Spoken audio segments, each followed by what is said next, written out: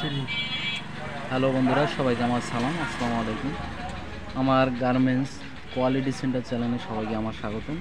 তো আমরা জানবো আজকে যে বেসিক টিচারের কয়টি প্রসেস এবং কোন প্রসেসের কী নাম।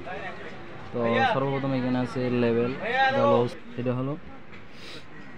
এটা নেক উইথ, এটা নেক, এটার নাম হলো শোল্ডার, এটার নাম হলো স্লিপ, শর্ট স্লিপ, এটার নাম হলো স্লিপ ওপেনিং, এটার নাম হলো সাইড সিএম, এটার নাম সাইড সিএম।